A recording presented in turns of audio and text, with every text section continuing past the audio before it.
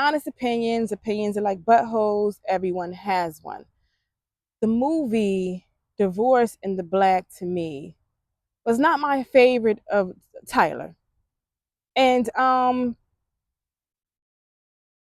I know the last movie he put out, the Mia Coppola movie, a lot of people didn't like it and they were saying like it was his worst movie ever, but I actually liked that one. That one I had no problem with. But this one, to me, um, it was me preparing for maybe the raw and roughness of divorce in the black. And I feel like the title, I misconstrued the title to be like divorce in the black. In African American culture, this is what happens in divorce.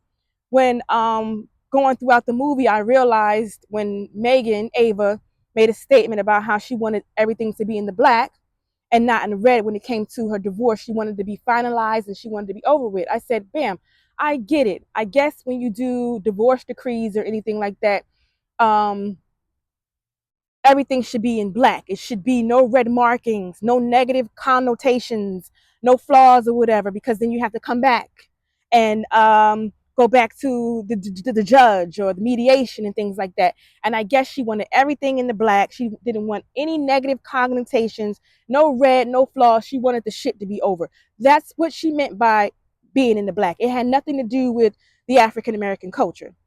Um, I did not like the fact that Ava, Megan Good's character, was just the same character that Tyler has with other women in previous movies and shows.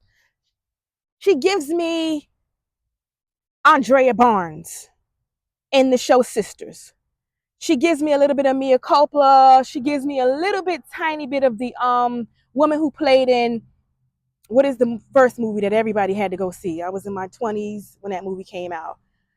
Diary of a Mad Black Woman. They're all the same women to me.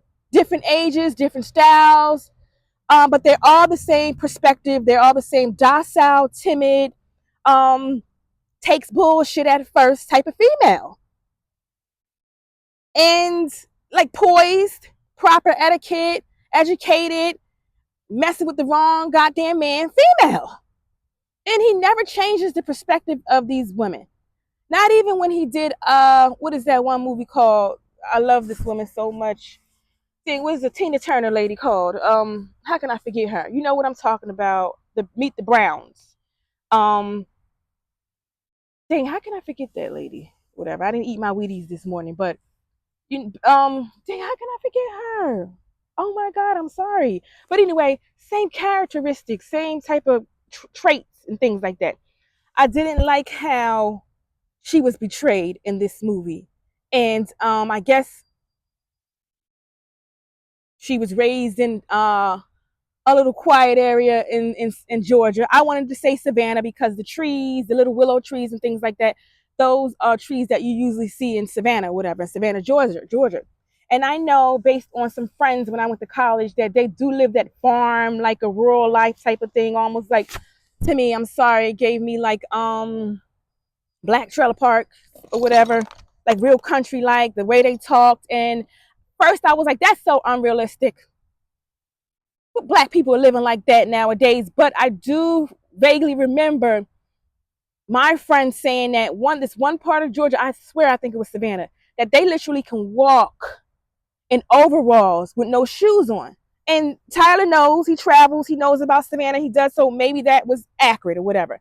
But I just didn't like that depiction whatsoever, that country Bama type of thing or whatever. But I guess it was needed to portray the family, the mother of all the sons who couldn't get their shit together. I guess it had to portray that she was uneducated. She was like, you know what they say sometimes, I hate to say this, they say that southerners are educated a little bit slow and people up north get it fast or whatever. I don't know, they're missing some things down in that area that you can't get up north or in certain type of populated cities.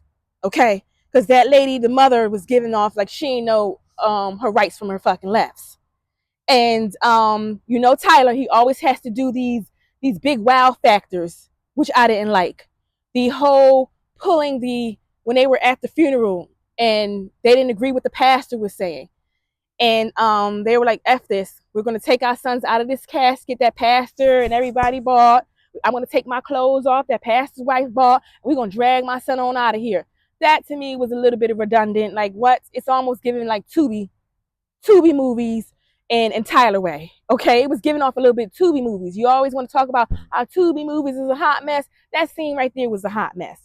I couldn't really understand Corey. What's his name in this? I don't know I forgot his character's name, but Corey, I couldn't even stand his dialogue. It was so countrified and it was too aggressive. Once again, I get it. Look who he was raised by. Look at his family. I didn't like how everybody was turning a blind eye to that family. And to me, that's not realistic. Because even if you're in a rural area, even if you're in an underpopulated area with not enough resources and means and things like that, the black man always loses, as it relates to authority. It seemed like this black family had more authority than the cops. And to me, that's unrealistic in any area in the world. I don't care, poor, rich, in between. Authority always is superior against the black man. They don't be having these motherfuckers in their pocket like these people had. Like nobody trusts that they were doing these fucking crazy things. And no, that wasn't realistic to me. Okay, point and main factor of this whole video is that I just felt like it was a waste of 2 hours. Honestly, I swear. And when I was looking at it, I was watching it with my daughter, and she says, Mom, give it time. The first hour is always going to be dry. So the second hour came in, I was like, okay, I'm ready for it, right? And the second hour was like, what the fuck is going on here? Like, it was just like a waste of time. I think I was looking for more of action. I was looking for more intimacy. I was looking for more of divorce in the black, and it was only a minuscule amount of divorce in the black. Like I said, he wasn't being spot on about it, the title having anything to do with black culture, but you've seen snippets of it in there. He threw it in, like how black culture was always like, they always tell families back in the day, always say you have to strive to stay together in marriages, whether it's failing or not. You have to strive. Your obligations is to stay in these marriages no matter what. That's what our people before us were doing. Our grandparents, our great-grandparents, they were staying together no matter what, right? And I get it. Back in the days before our grandparents, our great-grandparents probably had to do that for what the situation they were given to. Slavery, segregation. Of course, it would be imperative in that situation to stay the fuck together. We have to stay together. We don't know what's going to come. We have to stay together. I get that, right? But nowadays, I don't care. You don't have to fucking stay together. And I love that Tyler Perry addressed that. And a little bit he did, but he addressed that you should not have to stay together. If it ain't working, it ain't working. It ain't meant to be, And I really feel as though, like, when they always say you're not supposed to be together. Some people say you're not supposed to stay together if you're unevenly yoked, is what they call it. But then you get someone else saying, oh, you are. The Bible says that you can, and that one day they'll catch up and they'll get it on their own, right? But I really feel like in this generation and this situation is that if you're not evenly yoked, you can't make the perfect eggs Benedict, okay? It ain't happening.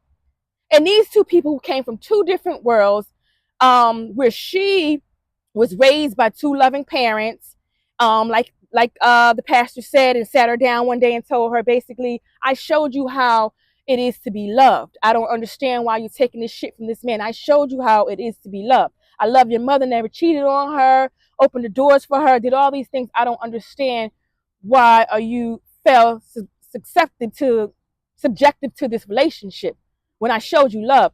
And I'm sorry, Daddy, that don't always work for people. What is that called? Someone just told me you can take a horse to the water, but you can't teach them, tell them how to drink. Sometimes you teach kids things and they rear off and go on their own fucking journey. It's called life experience. You can teach a child this and that, and they can veer off into their own journey. Maybe it's because you taught her how to love too much, and she wanted to change this person. Isn't that what the mother said? That she's been focusing so much upon changing people in the church and giving her time to the church that she didn't even know what was going on in her daughter's own life. Maybe she picked up them traits. maybe Megan Ava wanted to change this man because she saw her parents doing it. So maybe it is why the reason how she was raised was the reason why she pursued this man. Okay. Um, I did like the character of the best friend. She was from up north, and she always said, maybe your Southern Belle traits make you keep trying, but I know if a nigga treated me like how he treating you, bitch, I will be the fuck out. I'm from up north.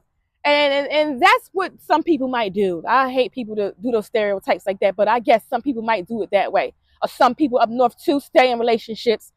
Like this ain't got nothing to do down south up north. We all stay in relationships we shouldn't be in, okay? Plead the fifth. So I like the support of that. I like the differentiation about her friend and herself. They were so different or whatever. She was rough around the edges, whereas an Ava was just like Southern Belle and things like that. I feel as though some parts of the movie was choppy. Tyler Perry spent too much time of dragging out some crazy shit that he totally forgot to hone in on the girl from up north's relationship. Like, I want to know, was her husband really cheating?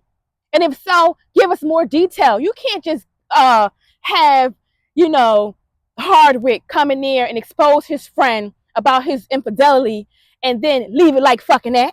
You know, I wanted to know more now about her. How is she going to do it? Is she going to do, you know, divorcing the black? Is she going to kick this Negro to the curb? Is she going to stay with him? I wanted to know more about her situation now. But once again, I guess he had to focus more on the main character, which was Ava. I didn't like that she was supposed to be 37. I'm sorry, Megan, you look good. You look good, and kudos to you. But it wasn't 37, honey. I didn't like, what else I didn't like? I did, maybe I should focus on more what I liked instead of this because I feel as though people are giving Tyler a hard time here with his movies. And I guess you can't win them all. You can't win them all. And I really feel as though after he stepped down for the Medea role, people are giving him a hard time. People were giving him hard times, judging him for the Medea role. And now it seems like when Medea is put back on the back burner, everybody's giving this man problems. I mean, you can't win them all, you know? And Stephen King is one of my favorite writers, but I ain't gonna like everything the fuck he put out there. So you can't win them all. But you got to give this man credit because he tries to do different things. Even though I'm up here giving him a hard time saying, you know what, Tyler, you do need more writers, like they said, or you need to change the narrative, or you need to change this.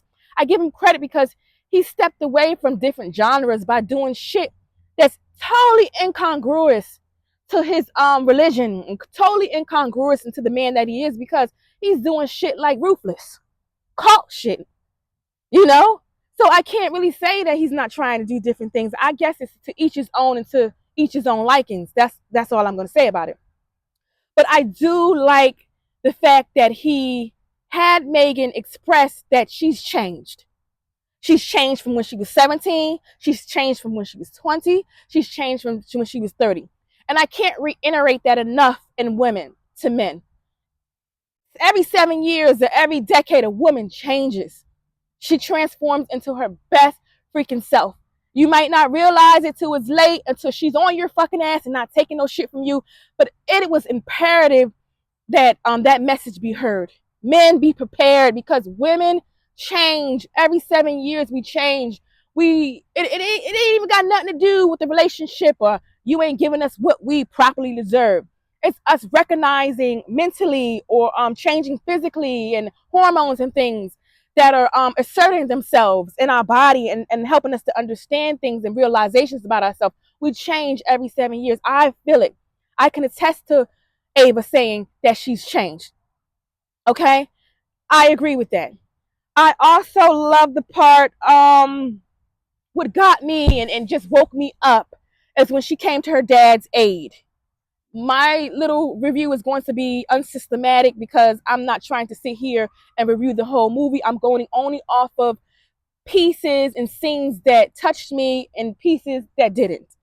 So the part at the end when she's racing to her dad and to save her dad and things like that, I guess that little girl in me that always longs to have a relationship with my own father was just like, oh my God, yeah, you go save your daddy, girl. You and your new boo, Benny, whatever his name is, you know? I love that part. I also like the ending when the little hillbilly, I'm sorry, I'm gonna say it, they gave me hillbilly like. The mom and the sons just gave me hillbilly like.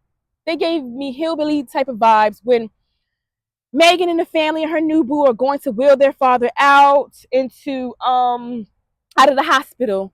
They bump into, coincidentally, they bump into her ex-husband who she killed off and shot up, his family. And the mom lets her know, bitch, this is not over with. And Megan says, it's over with and let it be over with. And she says, sometimes when you push good people to the edge, this is the fuck what happens. And that got to me because people push good people to the fucking edge. But you better be prepared. Be prepared. Be prepared for the shit that you're about to get. The implosion that good people have to deal with that finally comes out and shows itself up. You better be prepared for that because people sleep on good people. They think, oh, they ain't gonna do that to me because they good, you know. They raised in the church. They got God looking at them. They take people in. They're charitable. They're not gonna do evil and nefarious things. No, don't you ever sleep on good people. That touched me. That touched me. Um, what else? What else? What else? I didn't like the husband's attitude. And like I said, I didn't like the fact that Ava's character was taking that shit. Taking that shit for so long. I think in the letter it revealed that he was spitting on her, beating her up, abusing her, and things like that. And she was taking that, not with a grain of salt. She was taking that with her lying down on her back. And I can't stand for Tyler to have this depiction of women that they weak. And I see that in a lot of movies. They weak until the last minute. No, baby. No, no, baby. No, no, don't do that. Like they're weak until they can't take it no more. I didn't like that. I didn't like what else? What else I fucking like? I didn't understand. It was this one scene when the husband meets his mother-in-law in the grocery store and they're fighting and things like that. And like my daughter said, ain't nobody come to her aid and nobody see that shit. They're like carrying on for at least 5 minutes. Isn't she past his wife? Ain't nobody gonna let past his wife go through that. No one jumped to her defense. It seemed like this man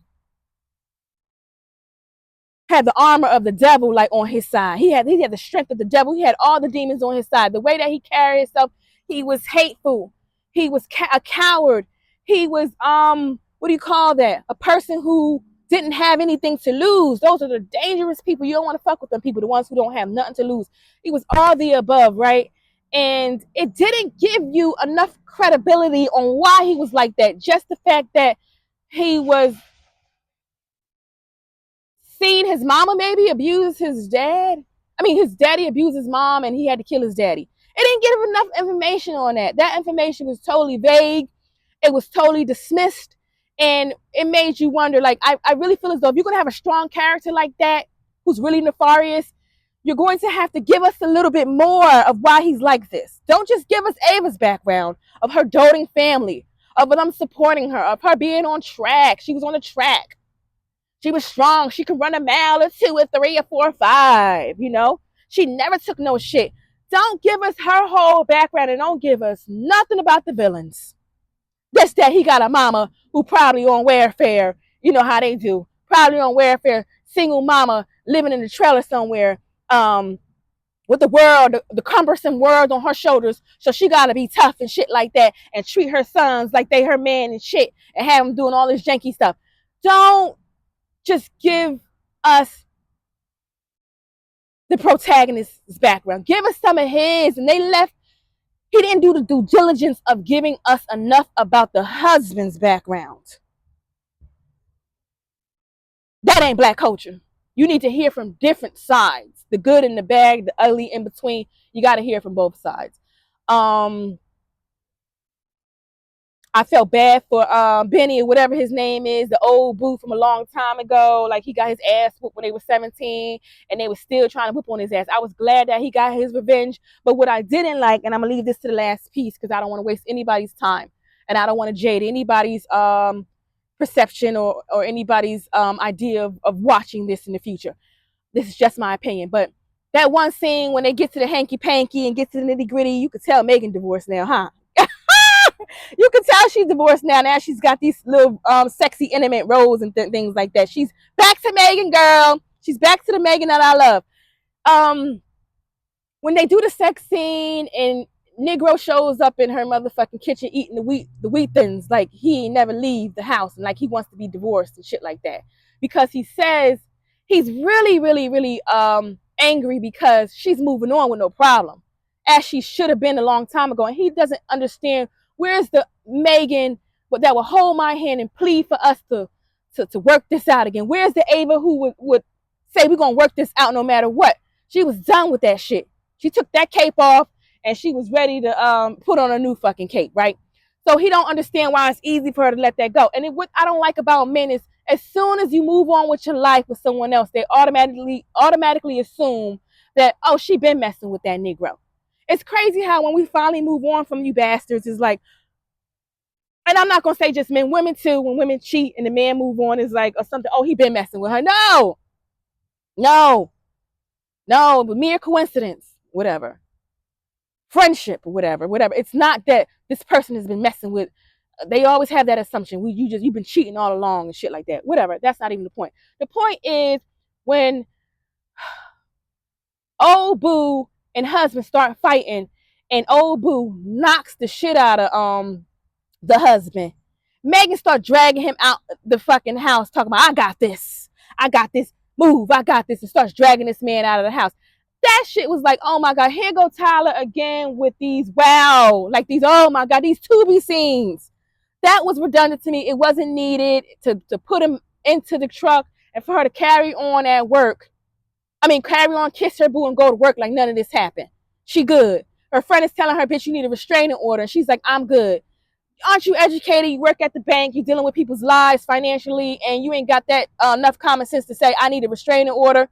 It was just like, I don't know if it was the adrenaline or this rush that made her feel invincible, but that shit wasn't realistic. You call the cops. Okay? It shouldn't take your daddy and everybody else to come to realization and come to, real life true scenarios that can happen to you if you don't call the cops, lady. It was just like, are you delusional? Did this husband take away every little bit of grain of sense that you have in your educated mind? I didn't like that. I love the fact though that the mother, whatever, who was also the auntie on Eve's Bayou, and so was Megan, was the niece. I love seeing them work together. Yes, because I grew up on that movie. It's one of the movies that will always be in my library, whether digital or on Blockbuster somewhere in the attic. I love that movie. Eve's Bayou is just one of my favorites. And to see these people working together, and to see Tyler using not only them two, but he's used other characters from Eve's Bayou before. And I just love seeing him give these women opportunity and respect that they need. They need it. They truly need it. They've been in the game this long, and there's no reason to sit the fuck down now. So Tyler has given them a platform. It's no reason to sit these women down now. They're not old. They still are creative. They still have talent, and they still should be utilized as it relates to Black film and things like that. Like I said, it wasn't horrible. People are already giving it 2 thumbs down, and I'm like, damn, didn't it just come out? Where are these people getting the data from? Like, didn't it just come out? How is it already people working this expeditiously to say 2 thumbs down, right? It wasn't that horrible. And I'm sorry, Mia Copeland shit, it wasn't horrible to me. I love that movie. But like I said, to each his own way. And everyone has their day. You can be up here. I even read in the Bible, you can be up here one day, but you're going to have to come down. And maybe this is his time to come down just a little bit. Just not to come down and just fall flat on his ass, because that ain't happening to our boy. He ain't never falling flat on his ass or whatever. He's got the creative tool and baton in his hand, and he's going to run with that shit. Okay? I think this is just his time to reevaluate some things and to look at his audience, to reevaluate his next move as far as letting other people step up to the plate. Not just give people opportunity to be on film, start giving people opportunity to be on the back of the scenes too, to get that creative pen in their hand too. Start giving these young kids who got new experience. Start giving these people from the 80s who had old experiences. Start bringing that to the table because we are tired of the same shit. We are. There are new stories to be heard. There are old stories to be heard too. But the recurrent and the reiteration of shit we seen before, we tired of it. Until next time, you've been watching Spoil It, Don't Spoil It.